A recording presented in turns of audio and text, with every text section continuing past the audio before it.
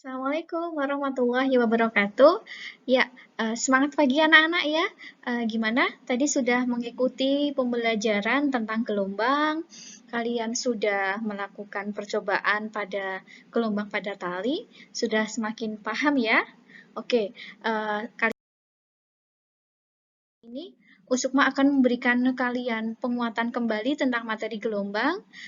Kami ingatkan lagi bahwa kemampuan atau kompetensi dasar yang harus kalian miliki di sini adalah bisa menganalisis konsep getaran, gelombang, bunyi dalam kehidupan sehari-hari, serta aplikasinya pada sistem pendengaran pada manusia dan sistem sonar.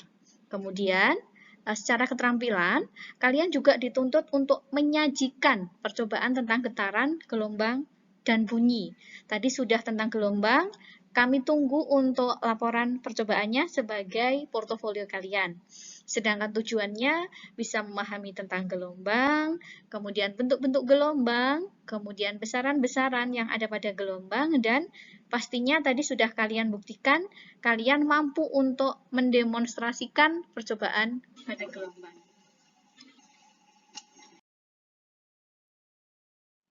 Nah, oke. Tadi sudah kita pelajari tentang gelombang dan kita juga sudah melakukan percobaan pada gelombang tali ya. Nah, tapi kita kuatkan lagi konsep tentang gelombang. Apa itu gelombang? Masih ada yang ingat? Ayo, apa itu gelombang? Gelombang itu adalah sebuah usikan atau gangguan atau ada getaran yang merambat. Jadi ada usikan yang merambat. Itu adalah pengertian dari gelombang atau getaran yang merambat. Nah, macam-macam ya. Coba kita ingat lagi. Kalian perhatikan di sini nanti ada dua gambar. Itu yang gambar pertama ada mainan anak yang terbuat dari pegas atau per. Kemudian yang gambar kedua ini yang tadi kalian praktikumkan, yaitu tali.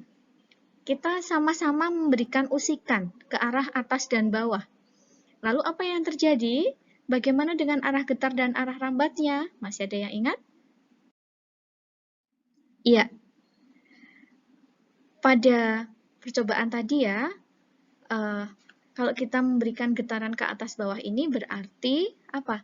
Arah getarnya untuk pegas itu ke atas. Untuk tali juga sama, karena kita memberikan usikannya ke atas. Jadi arah getarnya sama-sama ke atas bawah. Sedangkan arah rambat gelombangnya, kita lihat pada pegas itu masih sama, arah rambatnya juga ke atas. Jadi apabila kita ngasih sebuah noktah atau titik dengan spidol yang berwarna, di salah satu bagian pegas itu akan kelihatan kemana arah rambatnya. Sedangkan pada tali, arah rambatnya ke kanan atau secara horizontal. Kalau dilihat dari dua pasang tanda panah tersebut, bisa kita simpulkan bahwa gelombang pada pegas itu arah getarnya sejajar atau berimpit dengan arah rambatnya. Sedangkan pada tali itu arah getarnya tegak lurus terhadap arah rambatnya. Dua hal yang membedakan ini nanti akan menjadi dasar kita mengklasifikasikan jenis atau bentuk-bentuk gelombang. Oke, masih ingat macam-macam gelombang? Ada yang namanya gelombang transversal, dan ada yang namanya gelombang longitudinal. Kalau yang longitudinal itu contohnya pada pegas, jadi yang searah. Sedangkan pada transversal itu yang tegak lurus, begitu. Oke, dari dua gambar tadi, gambar mainan anak dan gambar tali, itu bisa kita simpulkan ada yang namanya gelombang transversal. Apabila digambarkan, bentuk gambarnya seperti ini. Gelombang transversal itu gelombang yang arah getarnya tegak lurus terhadap arah rambatnya. Bagian-bagiannya ada yang dinamakan bukit, ada yang dinamakan lembah. Di atas bukit itu pas puncaknya namanya puncak, kemudian di lembah itu ada yang namanya dasar gelombang. Satu gelombang transversal itu terdiri dari satu bukit ditambah satu lembah. Sedangkan pada gelombang longitudinal bisa dilihat itu terdiri dari rapatan dan renggangan. Satu gelombang longitudinal itu merupakan penjumlahan dari satu rapatan ditambah satu renggangan. Jadi kalau di gambar tersebut, gelombang transversal ada berapa? Ya, karena di situ ada 2 bukit dan 2 lembah, maka ada 2 gelombang transversal. Sedangkan di bagian bawah ada 5 buah rapatan dan 4 buah renggangan, jadi totalnya ada 4,5 gelombang.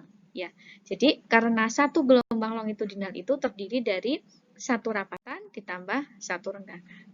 Oke, selanjutnya adalah besaran-besaran pada gelombang. Yang pertama ada panjang gelombang, yaitu panjang untuk satu gelombang.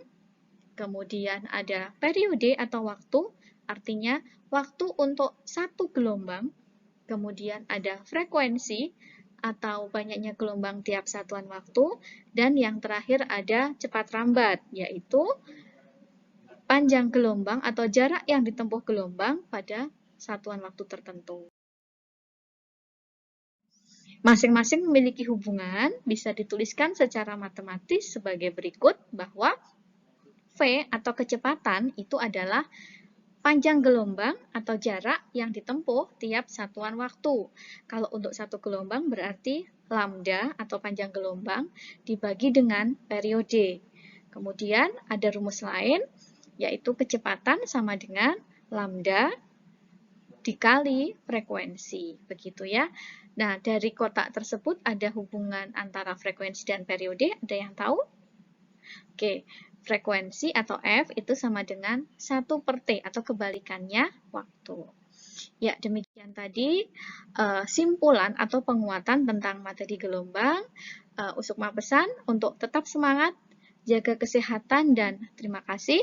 Assalamualaikum warahmatullahi wabarakatuh.